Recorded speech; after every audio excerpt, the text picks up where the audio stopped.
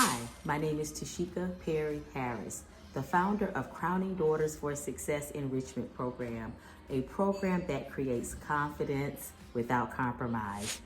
Welcome back to Empowerment Time. I am so excited because we have been discussing the importance of leaders and leadership styles. We discussed 3 different leadership styles. The personable leadership style, which is the person that leads by example. This particular person possess traits or qualities that make other people want to follow their example. The second leadership style we talked about was persuasive, and this particular leader is good at convincing others to follow by using effective speaking styles. Now, the last leadership style that we're going to talk about today is initiating and maintaining. This leader initiates change. This leader is a change agent. This leader analyze, organize, and bring about solutions to day-to-day issues or even world issues. I have said it in all videos or empowerment time sessions that all 3 should be incorporated in everyone's leading style. In order to lead, you should be personable. You should be the one to step out and do it first. You should be persuasive. You should be influential if you're going to have a productive following. But you should also see issues that need to be, need your voice and organize in such a way that it causes others to jump in and help you change. It needs to be something different. So when you talk about change, it has to be different. It can't be the same. I know that when I was younger, I always dreamed of making a difference, making a change. Sometimes our decisions, sometimes our environments, sometimes challenges, and sometimes people create a negative self-feeling that we can't make a difference because we've made mistakes. We can't make a difference because of where we've come from or how we were raised. That we can't make a difference because we're not the popular one. And I want to say during this last leadership empowerment session on styles, you can make a change. You can make a difference. And the reason why I believe making a difference is so important, it's meaningful to you, but it's also meaningful to others. Making a difference, it increases happiness, it increases hope, it increases opportunities for others to collaborate with the change maker.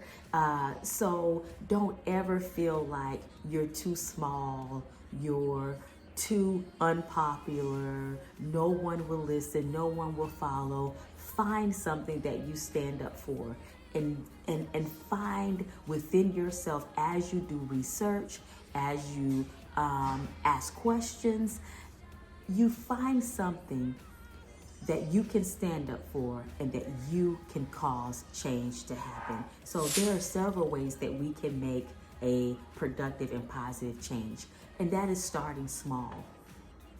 Don't think that starting small means change won't happen. Sometimes starting small is how change happens. You don't have to do everything at once. As a matter of fact, you don't have to have a whole lot of money or a whole lot of friends to make a change, to make a difference. I want to read about Muhammad Yunus. He is the founder of microfinance and microlending. Before he retired, Yunus helped thousands of people in poverty obtain business loans without collateral. He started with just $27. He started with $27. One small action can cause a big change. So what small action can you do that will bring about a change in your household? among your families, that will bring about a change in your community, that will bring about a change in your school, in the organization that you are a part of. And then what type of change would you like to bring to the world? The second thing to bring about change is be a good neighbor.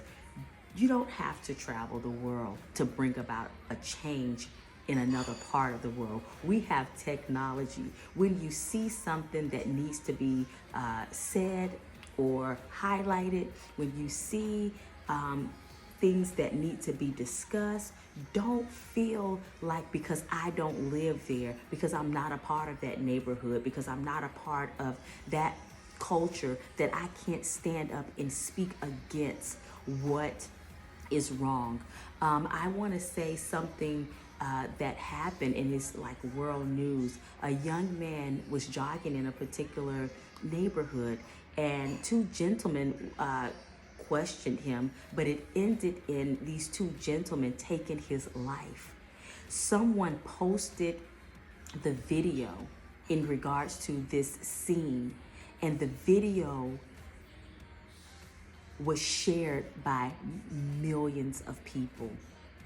And you know something? That one small act to post or to share the video caused many people to be outraged, and it alarmed so many people in positions to see that justice was served. And I saw so many people who didn't know this young man, who didn't know the young man's parents, who wasn't a part of the community. They spoke out against what happened.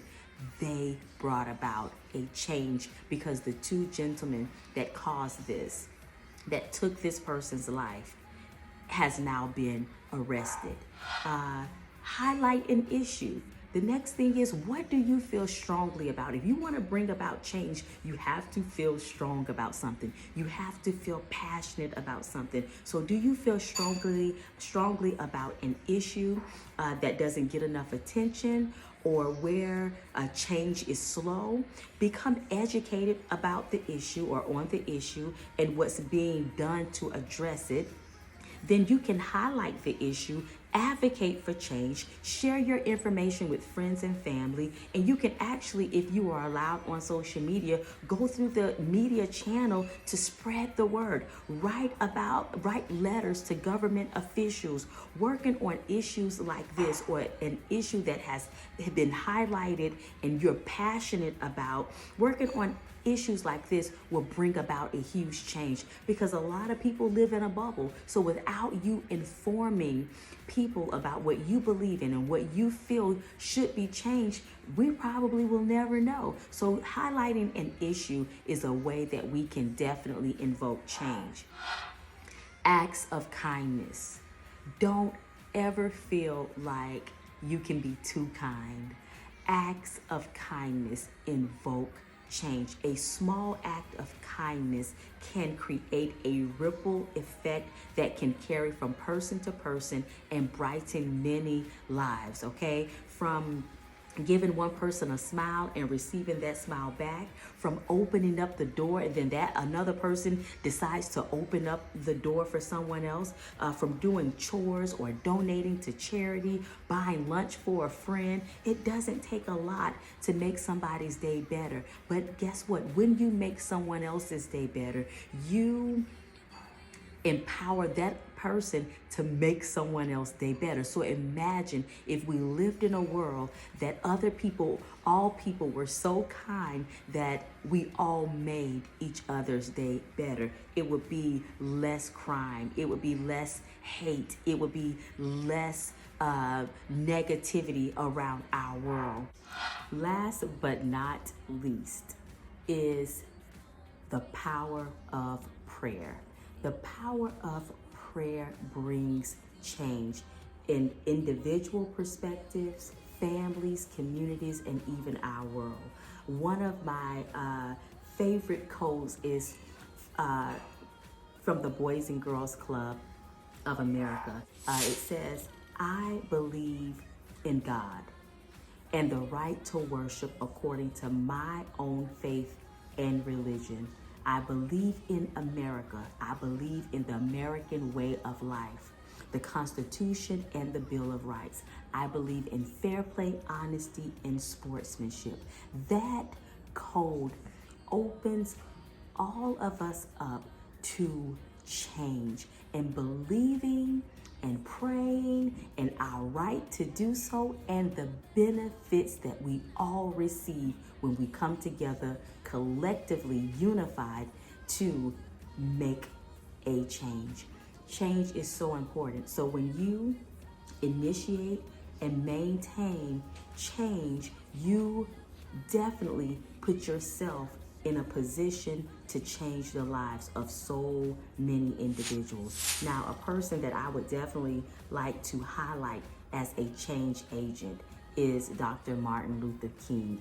He was an American activist and a humanitarian who became the leader of African American civil rights movement. And he believed in change. He had to initiate. He found something that he could bring about a change in.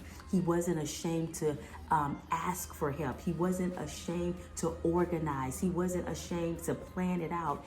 He did his due diligence, and he put a dent in what needed to change and what needed to happen for the Black race. He received a Nobel Peace Prize. He was awarded the Presidential Medal of Freedom, and listen, he actually received a federal holiday named after him. He invoked change, put his life second to see us live in freedom and the dignity that we all deserve. So what is it that you can do to initiate change in your home, in your community, or even within yourself? Because even when you start with change with you, maybe changing your attitude, changing how you deal with circumstances and situations, when you bring about even self-change, you will invoke someone else to change, to be empowered as a leader. So we're going to keep the